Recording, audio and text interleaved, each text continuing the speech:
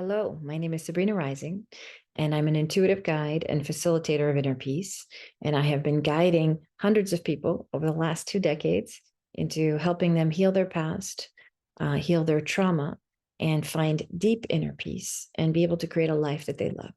It is my honor to be here with you today to discuss the power of mindfulness in conjunction with compassionate communication and how these two ways of operating can work together to create deep and meaningful relationships, both with ourselves and with the world around us.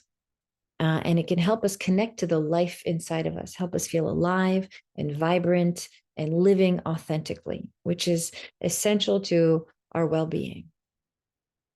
I would like to start with just focusing on what mindfulness is. What does it mean to be a mindful person? And it simply means paying attention, being able to pay attention to what's happening for us in the present moment, whether that is what's occurring around us. It can be a sound, a taste, a smell, or something we can touch, or and also whatever is happening within us. It can be something we're thinking or feeling or sensing in our physical bodies. And so the key to mindfulness is to be able to be still and present so we can become aware of what's occurring within us. So mindfulness is really about developing that awareness. And we can only really do that if we can be still for even just a few minutes a day. So in the beginning, mindfulness becomes a practice that we do, that we sort of develop and get used to. We cultivate this awareness. And over time with practice, it becomes a way of operating. Okay. And so it's very important to be able to be mindful of our reactions, of what's occurring around us. I mean, think about, paying attention to what's happening in the outside world, right? If we're not paying attention while we're crossing the street, we could potentially put ourselves in danger, right? If we're not paying attention as we're driving, we could potentially put ourselves in danger. If we're not, paying attention to what's happening within us, sometimes we can have big feelings and big reactions that we end up suppressing and that fester in the body, eventually creating, toxicity and dis-ease in general, whether that's mental, emotional, or physical. So mindfulness is very important as a way of operating in our fast-paced, chaotic world, both externally and internally, because life is moving very fast. And as human beings, we have so many reactive responses throughout the day that can trigger deeper emotions. And without the ability to really truly sit and process those feelings and integrate what's happening with mindful awareness, which also comes with non-judgment, and I'll talk about that in a minute. Without the ability to truly process what's happening and be mindful of what's occurring within us, we can develop some issues such as anxiety, stress. We can feel bitter, we can feel resentful, we can feel wound up, and we can end up feeling burnt out because we're just not present to our needs. And this leads me to a deeper conversation about unmet needs. And so when we develop mindfulness, it's really a means to understanding what's happening around us so that we can tune into our inner life and figure out what our unmet needs are. What is it that we need in this moment? What is it that is happening for us that needs attention, that needs love, or that needs support? And then being able to communicate that effectively with the world around us. This is where compassionate communication comes in. So once we have developed a mindfulness practice that allows us to take personal responsibility for the quality of our state, our mental state, our emotional state, our physical state, and we can work through whatever dis-ease is showing up, whatever reactions or triggers or uncomfortable sensations we might be dealing with, then from there, we can now communicate our process effectively with compassion and empathy to the people around us. And this allows us to get our needs met. It allows us to create deep understanding in our relationships, to feel seen, to feel heard, and to feel valued, and to feel ultimately a sense of belonging. And these are all fundamental human needs. So many of us are living in pain because we are not present to what is happening around us, and therefore, putting ourselves in uncomfortable situations or lacking boundaries, for example. And then we're not present to what's happening within us. We don't necessarily give ourselves space to acknowledge that, something is painful, or something is fearful, or something's not okay, right? Or something is creating frustration or anger or bitterness. We want to be able to acknowledge those internal responses so that we can self-soothe, right? And part of what I'm going to talk about here today, and here in a minute we're going to do an exercise together, is how to develop mindfulness so that we can notice what's occurring within us, take responsibility for that, and then throughout the process of self-soothing and self-empathy, from that place of empathy, then we can communicate what's happening around us. We've all had the experience of, for example, being triggered in a conversation with our significant other, for example, and someone says something that triggers anger or triggers frustration, and our first response would be to lash out. It would be to say something in retaliation to what we've heard. All of a sudden we feel defensive, and we feel the need for self-protection and the need for to advocate for ourselves. And so we're doing this in violent ways. We are retaliating, we are reacting, and we notice this in our world every day, right? Every day people are triggering each other, or upsetting each other, or attacking each other unknowingly. We're attacking each other, not realizing how much our words can actually do the opposite of helping us get our needs met. They shut us down, and they further isolate us from both each other and the life inside of us. Okay, so it's very important, as we talk more about mindfulness, that we really understand that being aware of what's happening within us gives us the opportunity to take responsibility for our state and to make a healthier choice, to make a choice to be empathetic with ourselves, empathetic with others, and then communicate our experience with others so that people understand what's really occurring within us. Compassionate communication is all about authentic connection. It's all about sharing, here, this is what's alive in me. This is how I feel. This is the transparent truth. And we all know that transparency is the currency of truth. So being able to share transparently what's happening for myself is a way for me to get my needs met, whether that's at home, in the workplace, in my loving romantic relationships, in the relationships with my children, wherever. Okay. And so the key to developing a mindfulness practice is, as I mentioned earlier, to take time every day to cultivate stillness. Mindfulness is not,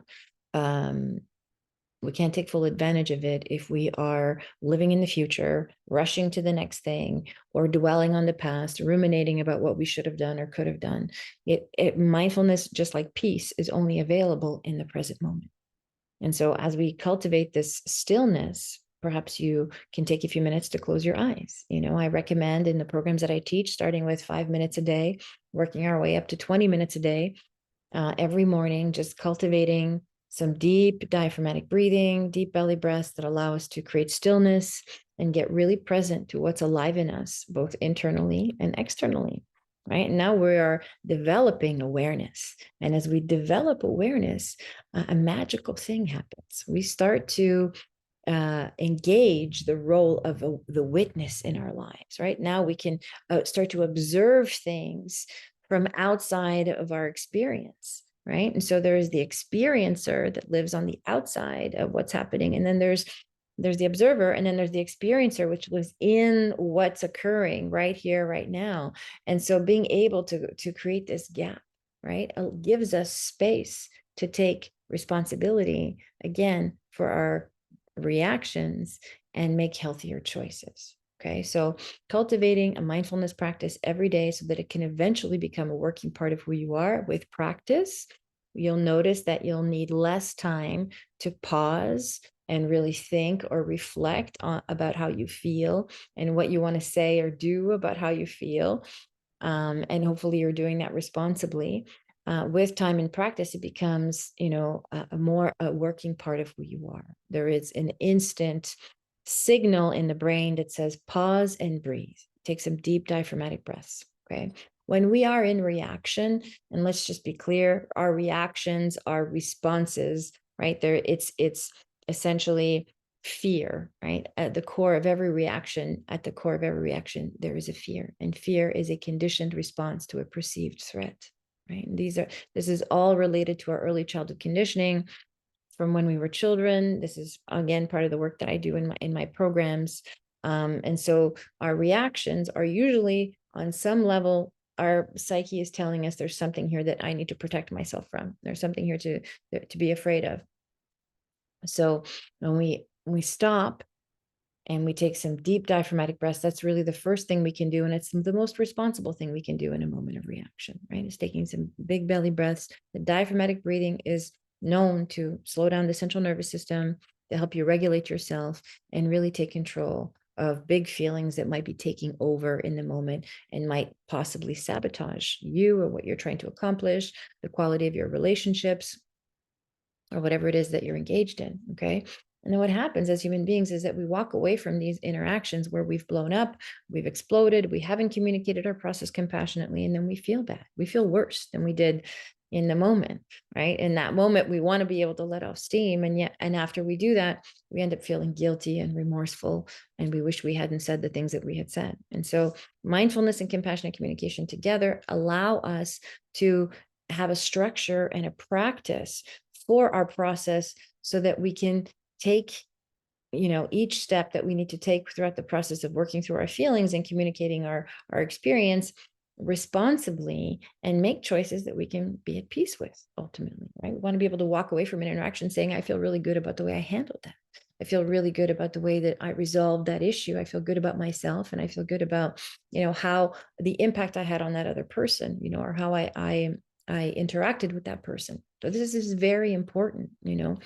I talk a lot about personal integrity in the work that I teach, and this is part of it. A foundation of integrity is being able to think, behave, talk, interact, and make choices that are in alignment with our values, right? And so we can be peaceful, loving, conscious people, mindful people. And yet, when we are triggered, when something happens in our lives that triggers us, that takes us out of this state of peace, we can become unlovely. This is very human.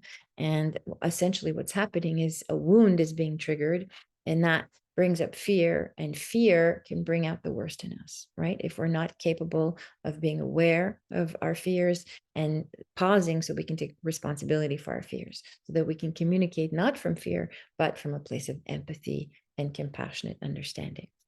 And so in my mindfulness practice, I'm now cultivating stillness. I'm cultivating my deep belly breathing, so that in those moments of reaction, when I'm feeling triggered, I can pause, breathe, and notice how I'm feeling, right? So this is what I would recommend. The first step would be to be aware that you're triggered, and then close your eyes, perhaps, to cultivate a little bit of stillness. Closing our eyes engages an inward gaze, so that we can really sort of focus what's happening internally without any distractions. The deep diaphragmatic breathing will allow us to regulate our nervous system and slow down any reactive energy. And as we do that, now we can observe, okay, wow, I feel really, really angry, or I feel really, really frustrated, or really fearful, or really upset. And so the only thing I can do right now in this moment is help myself meet my own needs, right? Again, we want to lash out. We want to ask for support in a way. Our attempt to asking for support might not necessarily be constructive in those moments of reaction. So, it's really important that we do this internally first, right? Before we try to communicate with the outside world, we begin to regulate ourselves and focusing in on slowing down the reaction, noticing what it is that we're afraid of, where that might be coming from. If this is a recurring pattern in your life, if it's a fear that comes up, over and over again, or a frustration that comes up over and over again. And then simply asking ourselves, what is my unmet need? Right? If I am upset, it's because there's a need that's not being met. If I'm complaining, it's because there's a need that's not being met. Right? So just simply asking ourselves, what is my unmet need? What is it? Is it? Do I need to be heard? Do I need to be understood? Do I need support? Do I need connection? Do I need communication? Do I need a hug? Do I need the truth? Do I have a need for integrity? Do I need to be respected? What is my need, right? So I invite you to just take a few moments and just examine within yourself in those moments of reaction. You can do it now, or maybe after you've heard this talk and you've had some time to reflect on what some of your persistent complaints are in life. Think about your unmet needs, right? And when you notice your unmet need, the first part of meeting those needs is asking yourself, how can I meet my own needs in this moment?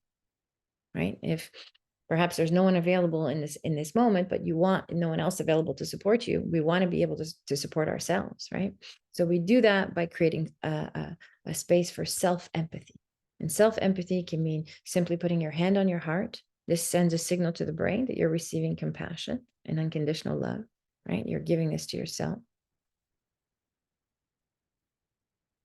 I mean, just drawing upon a resource of unconditional love, whatever frame of reference you might have for that in your life, and offering that to yourself deeply and sincerely and genuinely, giving yourself some self-soothing, the same way you would soothe a small child, right? If a small child was upset, how would you help them feel better, right? You'd put your arms around them, you would be present with them, you would offer an energy of compassion and empathy. And it's amazing how rarely we do this for ourselves when we are upset.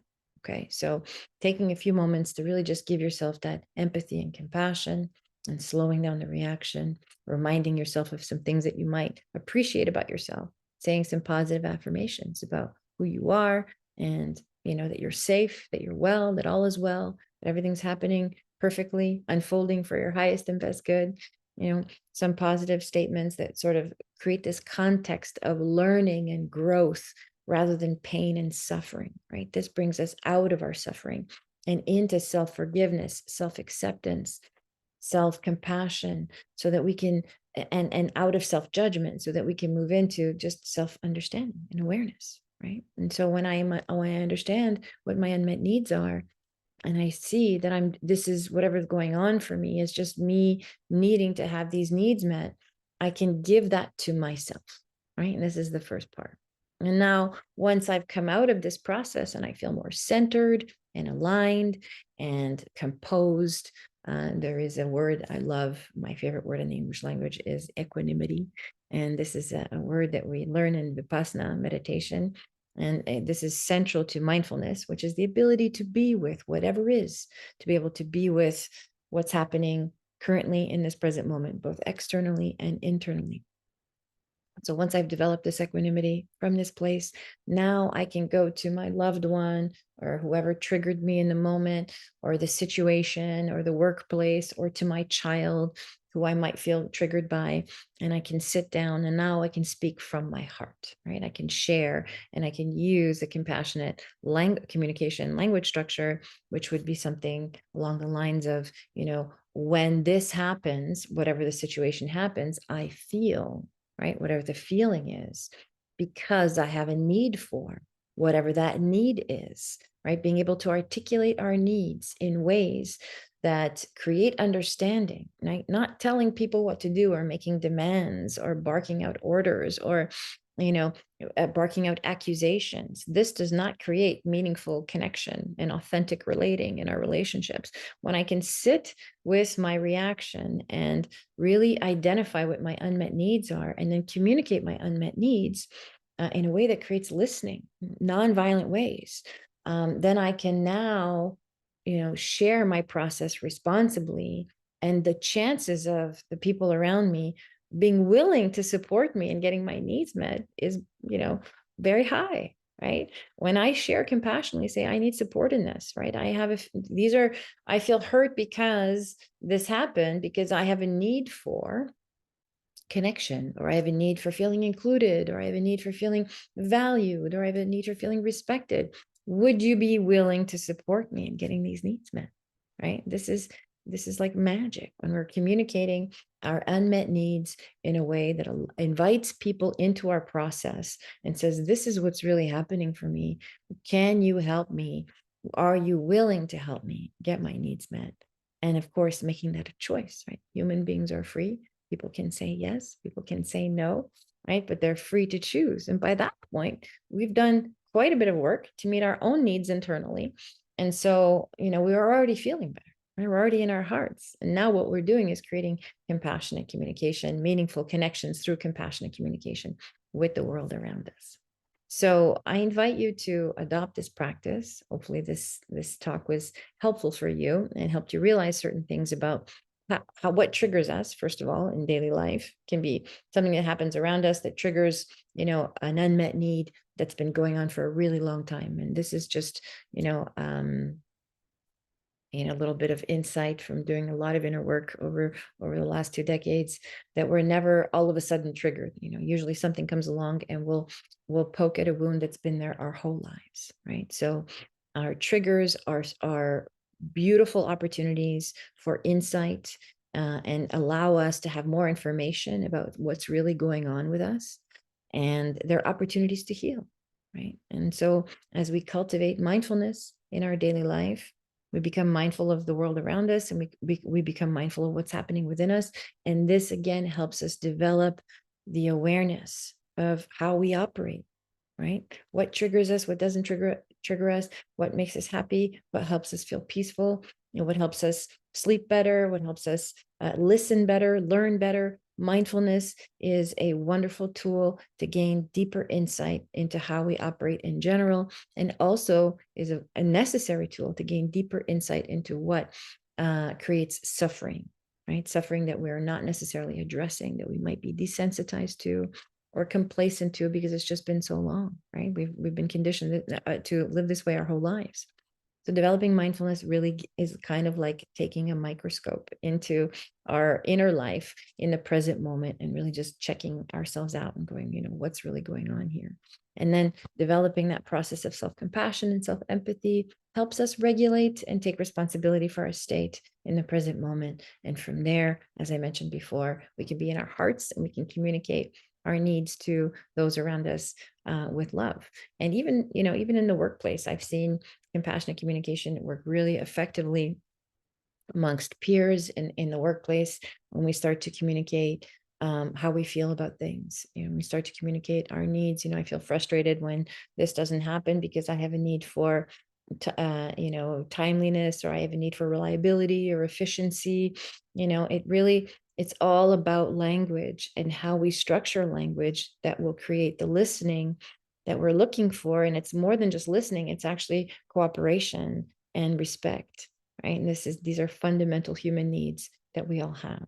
So I hope this has been helpful for you. I invite you all to take some time every day to cultivate mindfulness, to just simply practice being aware of what's happening around you, and then going deeper with an inward gaze to become aware of what's happening within you, and developing this self-regulation technique, self-empathy, so that we can then, as we come back to our center from that place of equanimity, communicate what our needs are, and create meaningful dialogues with the people around us, and feel more connected and more alive in our relationships, both with ourselves and others. Thank you so much for listening. Enjoy the rest of the conference.